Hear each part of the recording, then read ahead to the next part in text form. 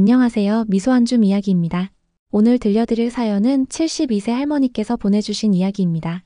파킨슨병으로 투병 중인 남편을 3년째 돌보고 계신 분의 진솔하고도 가슴 뭉클한 이야기인데요. 결혼할 때 아프고 건강할 때나라고 맹세했는데 정말 그 의미를 이제야 알게 됐다는 할머니의 고백처럼 진정한 부부애가 무엇인지를 보여주는 사연입니다. 50년을 함께한 부부가 질병이라는 시련 앞에서 어떻게 서로를 지켜가고 있는지, 힘겨운 간병의 일상 속에서도 피어나는 사랑의 순간들은 무엇인지 함께 들어보시겠습니다. 그럼 오늘의 사연 시작하겠습니다. 안녕하세요. 저는 올해 72세 할머니입니다. 오늘은 제 남편 얘기를 하려고 해요. 우리 영감은 지금 75세인데 3년 전에 파킨슨병 진단을 받았어요. 처음엔 손이 조금 떨리는 정도였는데 지금은 혼자서는 화장실 가는 것도 힘들어요. 50년을 같이 살았어요. 연애 3년 포함하면 53년이네요. 젊었을 때는 정말 잘생긴 사람이었어요. 키도 크고 양복 입으면 배우 같았죠. 친구들이 다 부러워했어요. 너는 복도 많다, 저런 남편 만나서 하면서요. 우리는 등산을 참 좋아했어요. 매주 토요일마다 산에 갔죠. 북한산, 도봉산, 관악산, 서울 근교산은 다 가봤어요. 영감이 앞에서 걷고 저는 뒤따라가면서 여보, 천천히 가요. 하면 당신이 빨리 와. 하면서 웃던 사람이었는데 여행도 많이 다녔어요. 은퇴하고 나서는 1년에 두세 번은 꼭 해외여행을 갔죠. 유럽도 가고 동남아도 가고 사진 찍는 걸 좋아해서 제 사진을 참 많이 찍어줬어요. 지금도 앨범 가득 그때 사진들이 있는데 볼 때마다 눈물이 나요. 3년 전 어느 날이었어요. 밥 먹는데 영감 손이 떨리더라고요. 숟가락을 제대로 못 잡는 거예요. 여보, 왜 그래요? 어디 아파요? 물어봤더니 아니야, 괜찮아. 그냥 좀 피곤해서 그래 하더라고요. 근데 그게 계속됐어요. 글씨 쓸 때도 손이 떨리고 걸을 때도 왠지 느려진 것 같고 결국 병원에 갔죠. 검사 결과를 듣는 순간 정말 하늘이 무너지는 것 같았어요. 파킨슨병이래요. 의사 선생님이 설명을 하시는데 하나도 안 들렸어요. 그냥 파킨슨병이라는 세 글자만 머릿속에 맴돌았죠. 영감은 오히려 담담했어요. 그래도 치매는 아니잖아. 다행이야 하면서 제 손을 잡아주더라고요. 집에 오는 택시 안에서 둘 다 아무 말이 없었어요. 창밖만 보고 있었죠. 집에 와서 영감이 갑자기 여보, 미안해 하는 거예요. 뭐가 미안해요? 당신 고생시킬 것 같아서. 그날 밤 영감이 잠든 후에 혼자 거실에 나와서 펑펑 울었어요. 왜 우리한테 이런 일이 생기는 건지 이제 겨우 은퇴하고 여행 다니면서 편하게 살려고 했는데 큰아들한테 전화했어요. 아빠가 파킨슨병이래. 아들이 한참 말이 없더니 엄마 제가 내일 가볼게요 했어요. 근데 바쁜 거 아니까. 괜찮아, 너 바쁜데 뭐하러 와. 아직은 괜찮아 했죠. 딸은 미국에 살아요. 국제전화로 알렸더니 울면서 엄마 제가 들어갈게요 하는데 아니야, 내 생활 있는데. 아빠 아직 멀쩡해 거짓말했어요. 처음 1년은 그래도 괜찮았어요. 약 먹으면서 증상이 조절됐고 천천히지만 산책도 같이 다녔어요. 동네 공원 한 바퀴 도는데 예전엔 30분이면 됐는데 이제는 1시간이 걸렸지만 그래도 같이 걸을 수 있다는 게 감사했어요. 영감이 자주 하는 말이 있었어요. 여보, 내가 더 나빠지기 전에 가고 싶은 곳 다 가자. 그래서 제주도도 갔어요. 천천히, 아주 천천히 둘이 손잡고 올레길을 걸었죠. 영감이 여보, 바다 색깔 좀 봐. 정말 예쁘다 하는데 그 순간을 영원히 간직하고 싶었어요. 2년째 되던 해부터 급격히 나빠졌어요. 혼자 일어나는 것도 힘들어하고 말도 어눌해지기 시작했어요. 화장실 가려고 일어나다가 넘어진 날 영감이 바닥에 누워서 여보, 미안해 하면서 우는 거예요. 그 모습 보는데 가슴이 찢어지는 것 같았어요. 울지 마요. 괜찮아. 내가 있잖아요. 119 부르려다가 영감이 아니야, 조금만 기다려. 내가 일어날 수 있어 하길래 옆에 앉아서 기다렸어요. 30분이 걸려서 겨우 일어났죠. 그날부터 화장실에 손잡이를 달았어요. 침대 옆에도 복도에도 영감이 좋아하던 것들을 하나둘 못하게 됐어요. 신문 읽는 것도 힘들어하고 TV 리모컨 누르는 것도 어려워하고 제가 신문을 읽어드리기 시작했어요. 오늘 뉴스에 이런 게 나왔어요 하면서요. 밥 먹는 것도 문제였어요. 숟가락질이 안 돼서 흘리는 일이 많아졌죠. 처음엔 영감이 너무 창피했어요. 에이, 내가 뭐 하는 짓이야 하면서 화를 내기도 했죠. 그럴 때마다 괜찮아요. 천천히 먹어요. 시간 많아요 했어요. 턱받이 같은 거 하자고 했더니 나 애기도 아니고 하면서 거부하더라고요. 그래서 그냥 옷을 많이 빨았어요. 하루에 두세 번씩 옷 갈아입히고 빨래하고 세탁기가 고장날까봐 걱정될 정도로. 어느 날은 영감이 갑자기 여보, 나 때문에 고생이 많지? 하는 거예요. 무슨 소리예요? 우리가 부부인데 했더니 그래도 당신 친구들이랑 여행도 못 가고 모임도 못 나가고 사실이었어요. 친구들 모임도 거의 못 나갔고 동창회도 빠졌고 영감 혼자 두고 나갈 수가 없으니까. 근데 이상하게 그게 아깝거나 억울하지는 않았어요. 그냥 이게 내 삶이구나 싶었죠. 병원 가는 날이 제일 힘들어요. 영감을 휠체어에 태우고 병원까지 가는 그 길이 왜 그렇게 멀게 느껴지는지 사람들이 쳐다봐요. 동정하는 눈빛으로. 예전 같으면 영감이 제일 싫어했을 텐데 이제는 그런 것도 못 느끼는 것 같아요. 대기실에서 기다리다 보면 우리 같은 사람들이 참 많아요. 누구는 치매 남편을 데리고 왔고 누구는 중풍 아내를 모시고 왔고 다들 지친 얼굴이지만 서로 눈인사는 해요. 말 안 해도 아는 거죠. 당신도 참 힘드시죠? 한 번은 옆에 앉은 할머니가 말을 걸었어요. 몇 년째예요? 3년째요. 저는 5년째. 처음엔 죽을 것 같았는데 이제는 그냥 익숙해졌어요. 익숙해진다는 게 무서운 거더라고요. 영감이 밤에 화장실 가려고 깨우면 자동으로 일어나고 약 먹는 시간 되면 알람 없이도 알고 영감 표정만 봐도 뭐가 불편한지 아는 거요. 작년 겨울이 특히 힘들었어요. 영감이 폐렴에 걸려서 입원했거든요. 면역력이 떨어져서 감기가 폐렴으로 번진 거예요. 중환자실에 일주일 있었어요. 면회 시간 30분. 그 30분을 위해 하루 종일 병원에 있었죠. 영감 손잡고 여보 힘내요. 내가 있잖아요 했더니 말은 못하지만 손을 꼭 쥐어주더라고요. 그 손의 온기가 얼마나 따뜻하던지. 다행히 퇴원했지만 그 후로 더 조심스러워졌어요. 외출도 거의 안 하고 손님도 못 오게 하고. 영감이 나 때문에 감옥살이 하네 하길래 무슨 소리예요. 우리 집이 제일 좋죠 했어요. 사실 가끔은 정말 힘들 때가 있어요. 새벽에 영감이 여보 화장실 하면 일어나야 하는데 몸이 천근만근이에요. 하루에 서너 번씩 깨우니까 잠을 제대로 못 자죠. 그래도 일어나요.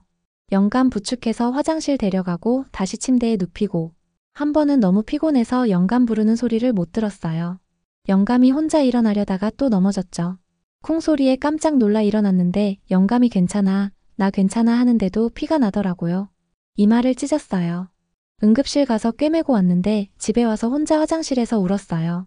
내가 제대로 못 돌봐서 이런 일이 생긴 것 같아서. 영감한테는 웃으면서 별일 아니에요. 상처도 작아요 했지만 큰아들이 와서 엄마 요양원 알아볼까요?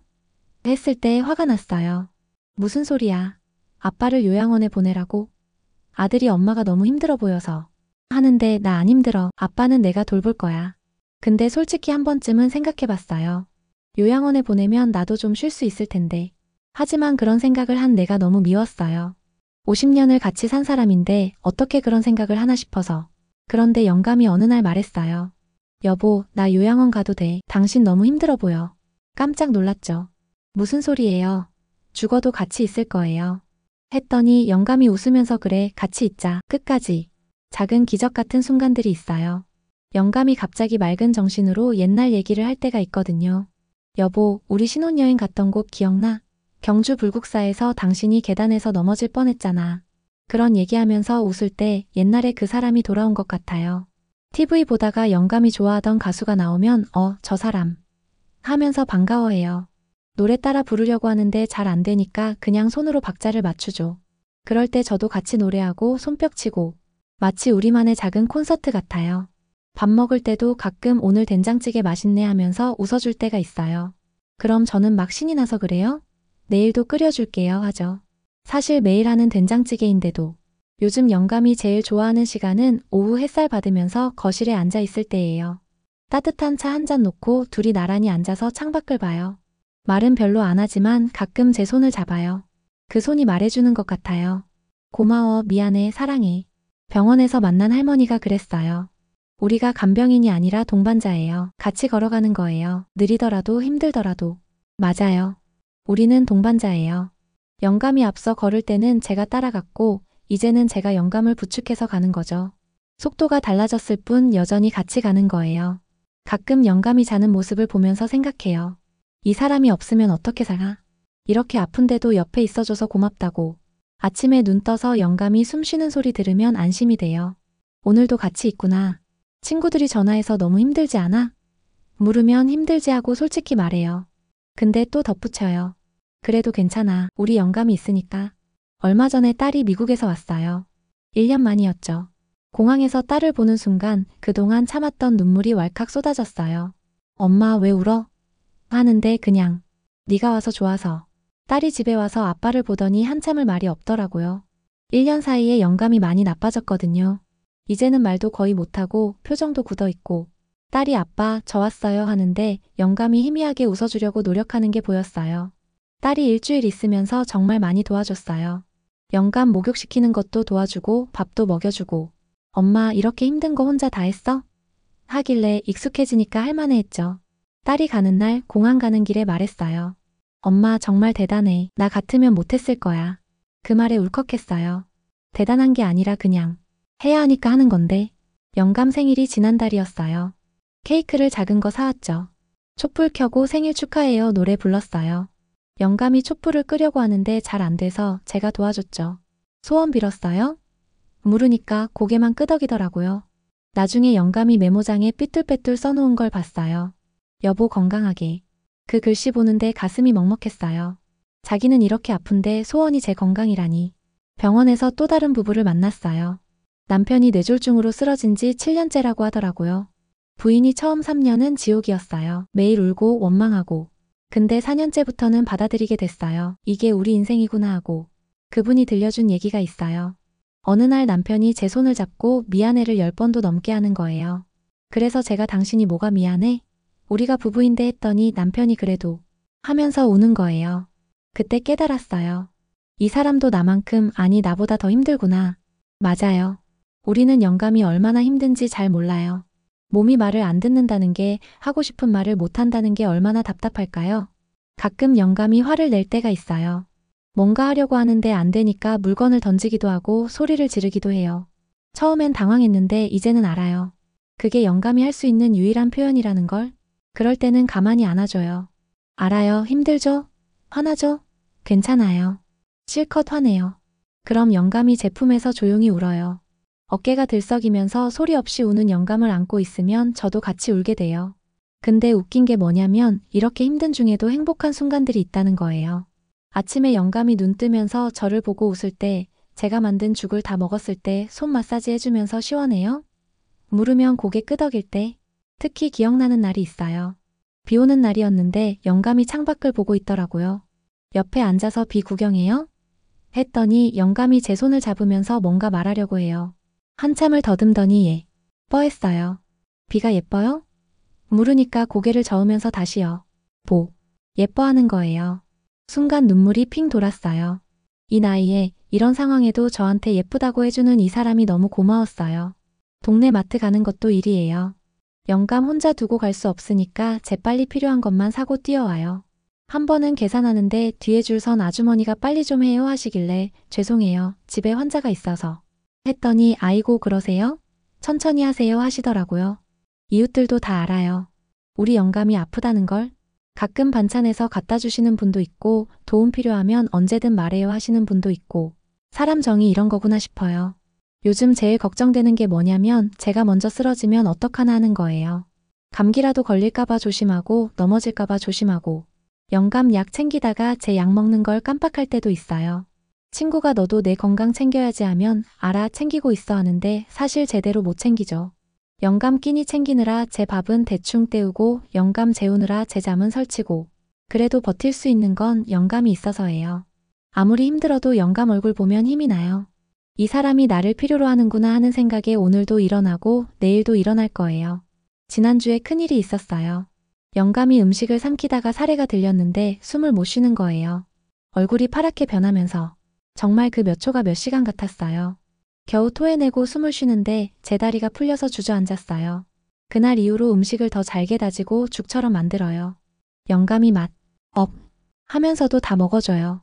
맛없어도 먹어야 힘이 나죠 하면 고개를 끄덕이면서 병원에서 의사 선생님이 이제 삼킴 장애가 심해질 수 있어요. 경관 영양도 고려해 보셔야 하시는데 영감이 고개를 세차게 젓더라고요.